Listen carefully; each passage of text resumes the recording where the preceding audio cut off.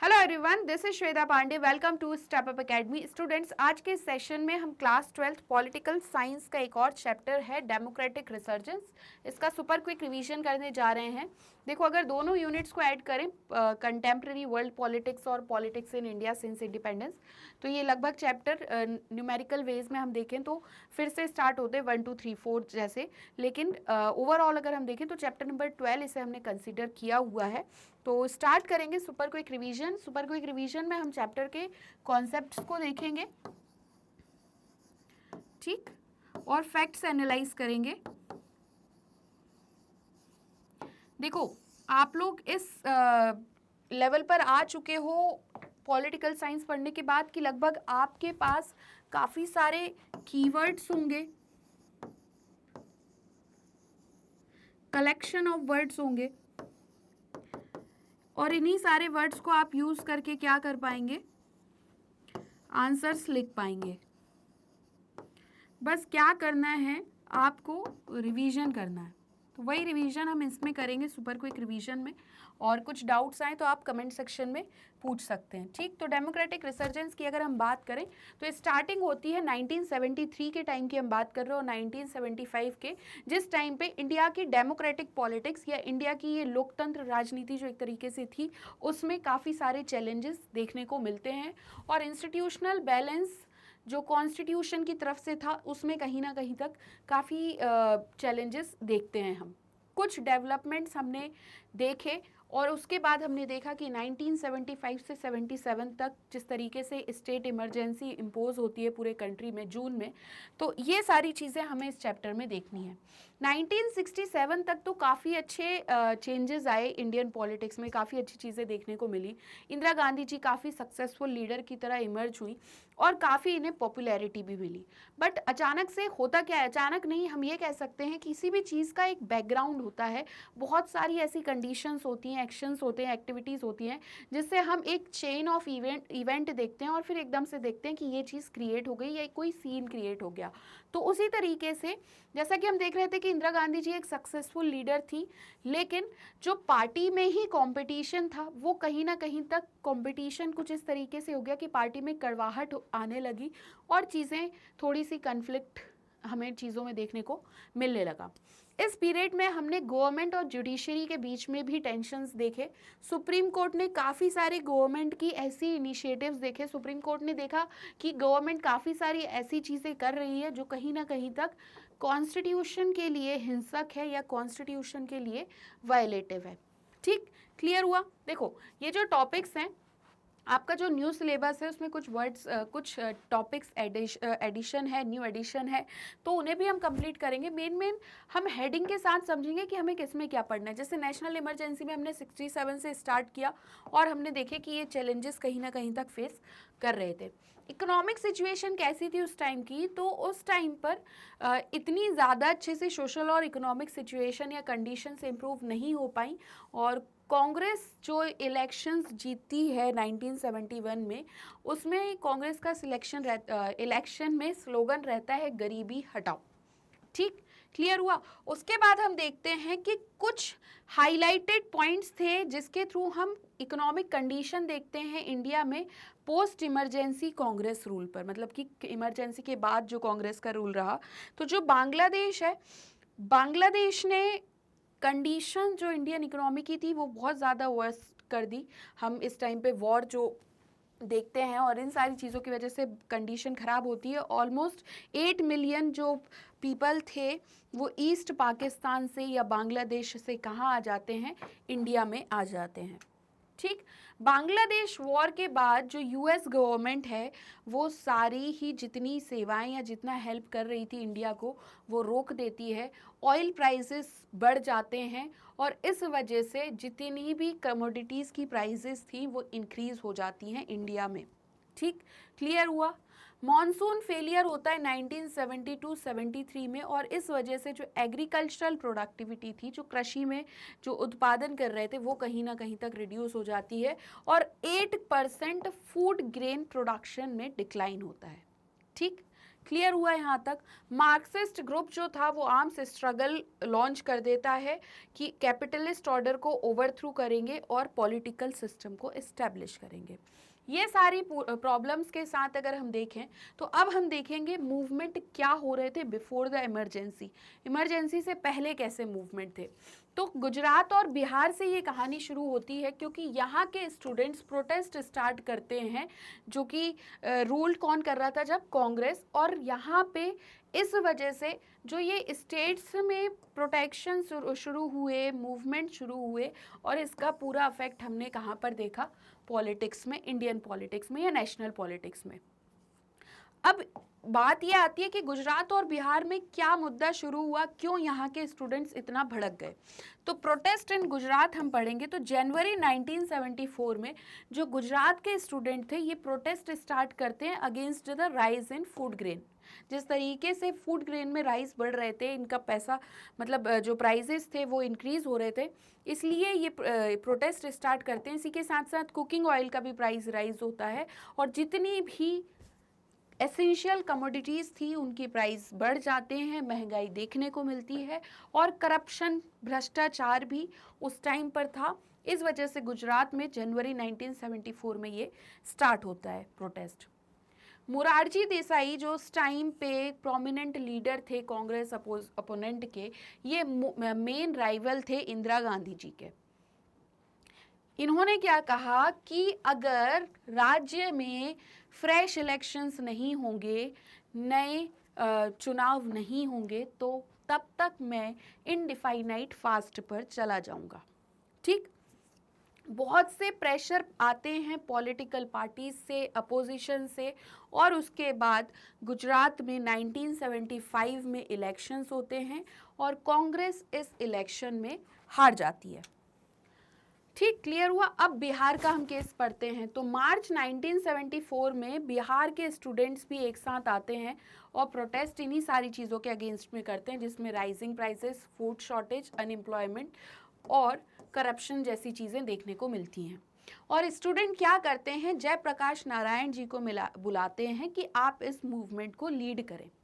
ठीक, जयप्रकाश नारायण कहते हैं कि गवर्नमेंट, जो कांग्रेस गवर्नमेंट है, उसको हटा दिया जाए बिहार से और ये सोशल, इकोनॉमिक, पॉलिटिकल स्फेयर्स जितने भी मतलब एक ट्रू डेमोक्रेसी, एक सच्चा लोकतंत्र हो, उनमें पूरा टोटल रिवॉल्यूशन लेकर आ जाते हैं। पूर्ण क्रांति इनकी तरफ से आती है, जयप्रकाश नारायण जी की तरफ से।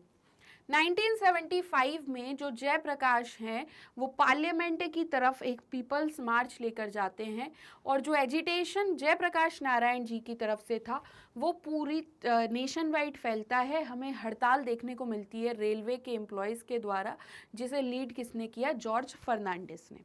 ठीक, अभी ये कहानी समझ में आ रही है।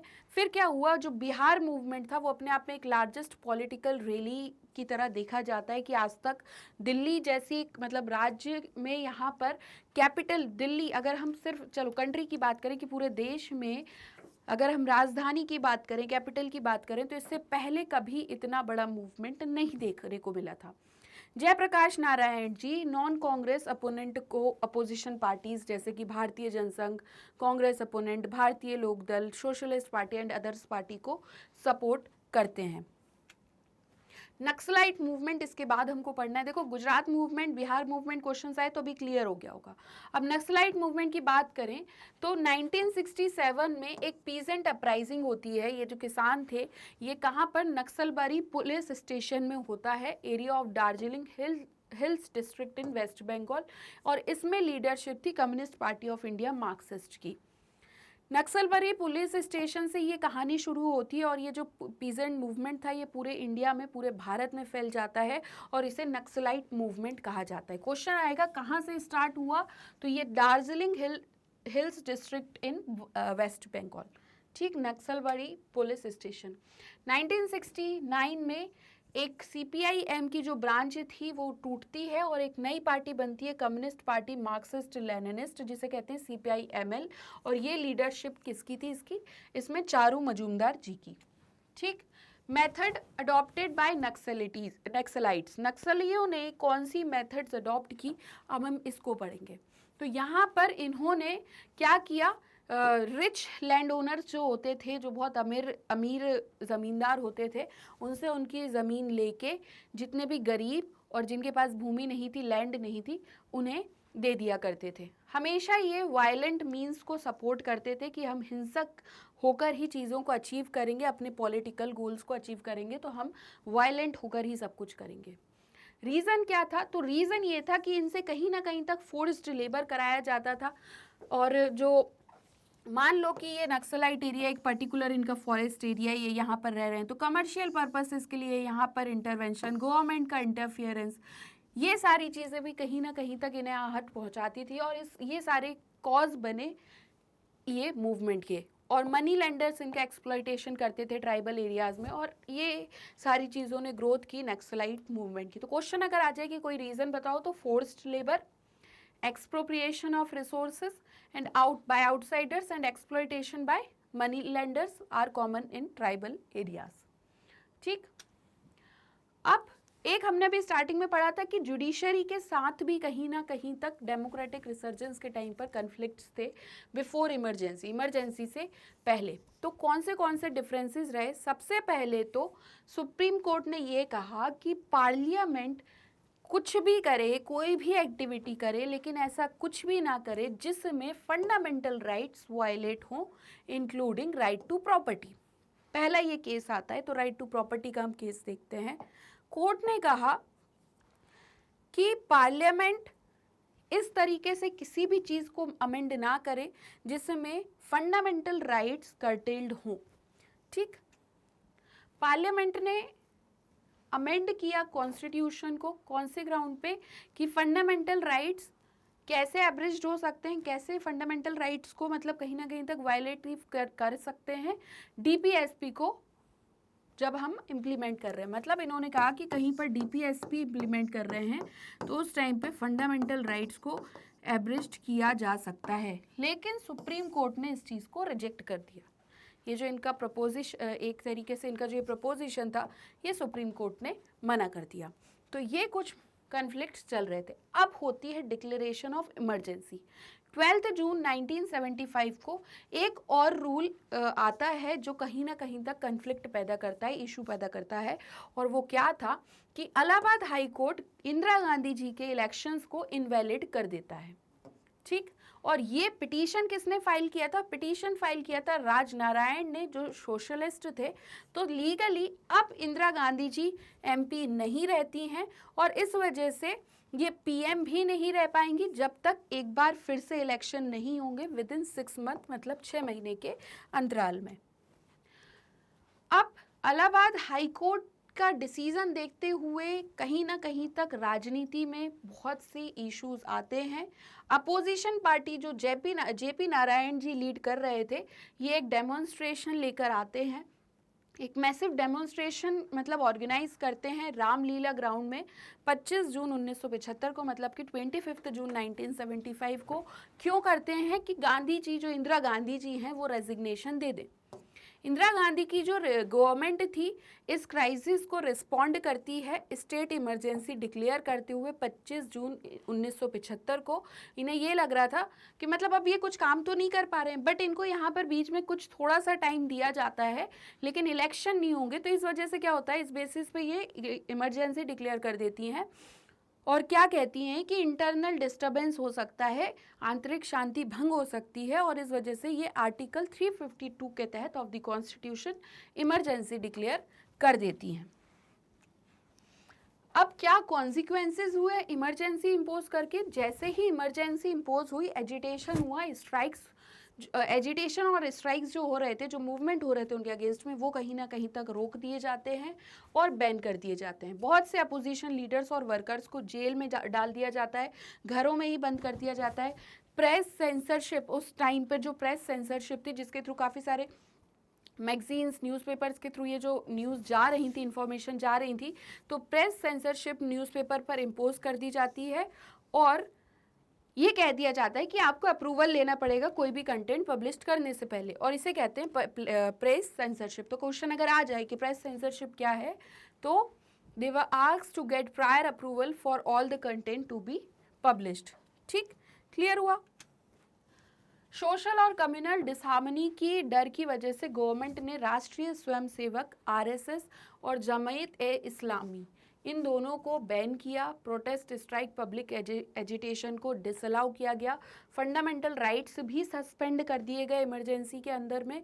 और गवर्नमेंट ने प्रिवेंटिव डिटेंशन का बहुत यूज़ किया कि मतलब आप पर हमें थोड़ा सा भी अगर शक है कि आप कुछ गलत कर सकते हो, ऑफेंस कर सकते हैं, तो इन्हें अरेस्ट कर लिया गया। ठीक है, पीपल को अरेस्ट किया गया, डिटेन किया गया। Supreme court constitution bench over rule करती है हाई कोर्ट को अप्रैल 1976 में, और गवर्नमेंट की प्ली को अप्रूव करती है कि ये जो one of the most controversial judgement of the Supreme Court. बहुत से जर्नलिस्ट को अरेस्ट किया जाता है इमरजेंसी के राइट अगेंस्ट में लिखने के कारण। बहुत से पॉलिटिकल वर्कर्स जो थे अंडरग्राउंड हो जाते हैं और गवर्नमेंट के अगेंस्ट में प्रोटेस्ट करते हैं। इंडियन एक्सप्रेस कोई पेपर अगर आ जाए कि कुछ कोई दो पेपर लिखिए कि इस पर क्या वर्क हुआ इमरजेंसी में, तो इंडियन एक्सप्रेस और statements protested against the censorship, और इस वजह से ये क्या करते हैं, resorting to leaving blank spaces of censored news. Magazines like Seminar और मेन स्ट्रीम क्लोज कर दी गई। ये क्वेश्चन आएगा कौन सी मैगजीन्स को क्लोज कर दिया गया था, तो सेमिनार और मेन स्ट्रीम को। 42nd अमेंडमेंट जो पास हुआ था इमरजेंसी के टाइम पर, इसे मोस्ट कंट्रोवर्शियल अमेंडमेंट माना जाता है। इसमें सुप्रीम कोर्ट की पावर कम कर दी गई और हाई कोर्ट की कॉन्स्टिट्यूशनल वैलिडिटीज ऑफ लॉज को प्रोनाउंस करने के लिए। इसके बाद इंडियन सिटीजन्स की कुछ ड्यूटीज़ भी इसमें बताई गई 42nd अमेंडमेंट में। और उसके बाद ये जो अमेंडमेंट था इसे मिनी कॉन्स्टिट्यूशन या कॉन्स्टिट्यूशन ऑफ इंडिया इंदिरा कहा गया, क्योंकि इन्होंने ये जो भी चाह रही थी देश में वो प्रोविजंस 42nd अमेंडमेंट के तहत कॉन्स्टिट्यूशन में ऐड कर दिए। ठीक, गवर्नमेंट ने कुछ अमेंडमेंट्स भी पास किए कि कॉन्स्टिट्यूशन की पावर्स को curving powers of judiciary and president, और इन्होंने पार्लियामेंट का टेन्योर 5 से बढ़ाकर 6 वर्ष का कर दिया। तो इस वजह से ये सारी केसेस हुए। आगे हम देखेंगे कंट्रोवर्सीज रिगार्डिंग इमरजेंसी। सबसे ज़्यादा कंट्रोवर्शियल एपिसोड अगर हम इंडियन पॉलिटिक्स में देखें तो वो इमरजेंसी के टाइम पर बहुत से कारणों के कारण मतलब reasons due to the following reasons था। वो कौन से थे? सबसे पहले इंटरनल डिस्टर्बेंस, जो कॉन्स्टिट्यूशन ने डिक्लेयर किया ये इमरजेंसी डिक्लेयर करने का कारण बना।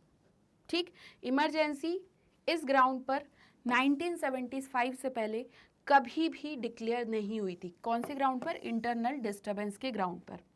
शाह कमीशन बाद में ये देखते हैं कि that axes were committed during emergency, और लेसन्स हम कौन से लर्न करते हैं इमरजेंसी से, ये हमने शाह कमीशन के रिपोर्ट में देखी। Views in favour of emergency, अब जब इमरजेंसी लगाई है और इन पर क्वेश्चंस आए गवर्नमेंट पर, तो इन्होंने कुछ इमरजेंसी के फेवर में व्यूज़ भी दिए। तो अब इन्होंने फेवर में क्या क्या कहा? सबसे पहले तो इन्होंने कहा, जो रूलिंग पार्टी थी कांग्रेस पार्टी, कहा कि एक्स्ट्रा पार्लियामेंट्री मेथड कहीं ना कहीं तक हिंडर्ड कर रही थी डेवलपमेंट को, और इनस्टेबिलिटी आ रही थी, और maintenance of law and order कहीं ना कहीं तक खराब हो रहा था। और इस वजह से and as all energy had to be spend on maintenance of law and order, और सारी एनर्जी लॉ और ऑर्डर बनाने में जा रही थी इस वजह से। और इसके बाद इंदिरा गांधी जी ने शाह कमीशन को लिखा कि इमरजेंसी वॉज इम्प्लीमेंटेड एज, यहाँ पर देखो इन्होंने क्या कहा, subversive forces try to dislodge the government by using extra constitutional methods. जो सबवर्सिव फोर्सेस थी उन्होंने कहीं ना कहीं तक गवर्नमेंट को डिसलॉज करने की कोशिश की, ख़त्म करने की कोशिश की एक्स्ट्रा कॉन्स्टिट्यूशनल मेथड्स को यूज़ करके। जैसे कि सीपीआई ने क्या किया, बैक्ट किया कांग्रेस को ड्यूरिंग इमरजेंसी।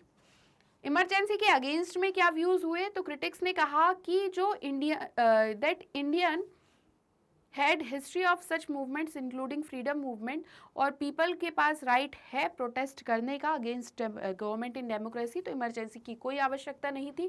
क्रिटिक्स ने यह भी कहा कि इंदिरा गांधी जी ने कॉन्स्टिट्यूशनल प्रोविजन का मिसयूज़ किया है ताकि वो अपनी पर्सनल पावर को बचा सकें instead of saving the country. ठीक, ये क्रिटिक्स के कुछ व्यूज़ थे। क्या इशू किया गया इमरजेंसी पीरियड में? तो ये कहा गया कि it was said that government ने अपनी इमरजेंसी पावर्स को मिसयूज किया लॉ एंड ऑर्डर के नाम पर, कहीं ना कहीं तक रिस्टोरिंग एफिशिएंसी और implementing pro poor programmes. Indira Gandhi ji ने इसके लिए 20 पॉइंट प्रोग्राम लॉन्च किया, जिसमें इन्होंने लैंड रिफॉर्म्स किए, लैंड रीडिस्ट्रीब्यूशन किया, एग्रीकल्चरल वेजेस रिव्यू किए, workers participation, eradication of bonded labour etcetera.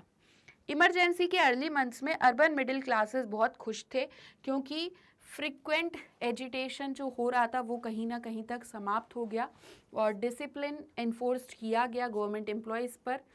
जो इमरजेंसी के क्रिटिक्स थे उन्होंने देखा कि जो प्रोमिसेस गरीबों से किए गए थे वो एक तरीके से डाइवर्ट करने की कोशिश की गई थी of people from the axes that were taking place. तो मतलब आपने जो मेन पॉइंट्स थे उन्हें हटा के ये गरीबी की तरफ जो इन्होंने मोड़ा और जो प्रोमिसेस करने लगे गरीबों से। पॉलिटिकल वर्कर्स का अरेस्ट, प्रेस रिस्ट्रिक्शंस, इमरजेंसी ने डायरेक्टली कॉमन पीपल के लोगों की लाइफ को अफेक्ट किया। टॉर्चर और कस्टोडियल ग्रोथ्स उस टाइम पर ऑकर हुई थी। आर्बिट्ररी रीलोकेशन जो हुआ पुअर पीपल का, कहीं ना कहीं तक पॉपुलेशन में एंथुसियाज्म लेकर आया और कमर्शियल केसेस ऑफ स्टरलाइजेशन भी उस टाइम पर आए थे। क्या लेसन हम लर्न करते हैं, क्या हम सीखते हैं इमरजेंसी से? तो सबसे पहले तो ये देखा गया कि कोई भी इमरजेंसी डिस्ट्रॉय नहीं कर सकती है डेमोक्रेटिक स्पिरिट ऑफ इंडिया को।